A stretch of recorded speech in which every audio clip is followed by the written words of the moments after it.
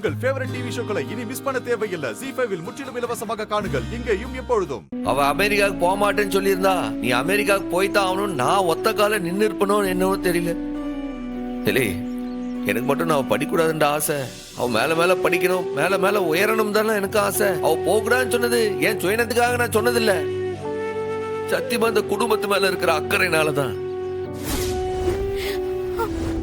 நீங்க என்ன நினைக்கீங்க? அப்படி ஒரு மோசமானவனா நானு?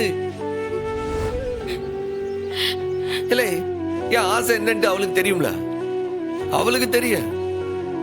ஆனா எப்படா இந்த குடும்பத்தை பிரிக்கலாம், எப்படா இந்த குடும்பத்தை கொண்டு வந்து நடுத்தருவில் நிக்க வைக்கலான்னு காத்து கிடக்கானே. காவ காத்த பாம்பு மாதிரி அவன் அப்ப அவன் என் காது படவே சொல்லுதாம்லா, பரணியை பிடிச்சு இந்த குடும்பத்தை உடைக்கேண்டி.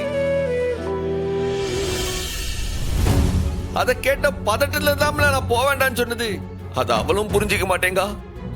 இல்ல நீங்களும் புரிஞ்சுக்கலன்னா எப்படி? இல்ல நீங்க 4 பேர் தான் பழையபடி இந்த வீட்டுல இருக்க எல்லா வேலையும் சேர்ந்து செய்யணும், புரியுதா? அண்ணா, நிச்சயமா எல்லாம் சரியாகும்ண்ணே. பரணி ஒண்ணு அம்புட்டு கல்லிஞ்சு கரை இல்லைண்ணே. அண்ணே, நான் வேணா போய் மைனி காலில் விழுந்து கூட்டிட்டு வரவா? இல்லை, இங்க 6 காலில் விழுந்தாலும் அவன் மன்னிக்கிற நிலைமையில அவன் இல்லைல்ல. அதெல்லாம் தாண்டி அவன் நிக்கல. ஆசைப்பட்டது எதுவுமே என் கூடவே நிலைக்கூடாதுன்ட்டு என் தலையில எழுதி வச்சிருக்கு. என்னத்தை செய்ய? அம்மாட்டு ஆசையா இருந்தேன். அவன் அதை செந்தூரன் கண்ணுல காட்டிட்டு அப்படியே கூட்டிட்டு போயிட்டான்.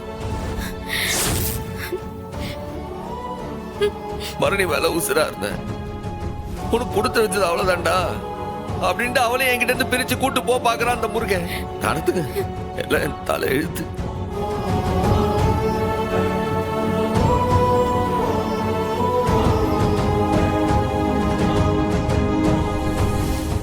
ZEE5 ஆப்பை டவுன்லோட் செய்து அனைத்து எபிசோடுகளையும் இலவசமாக பாருங்க.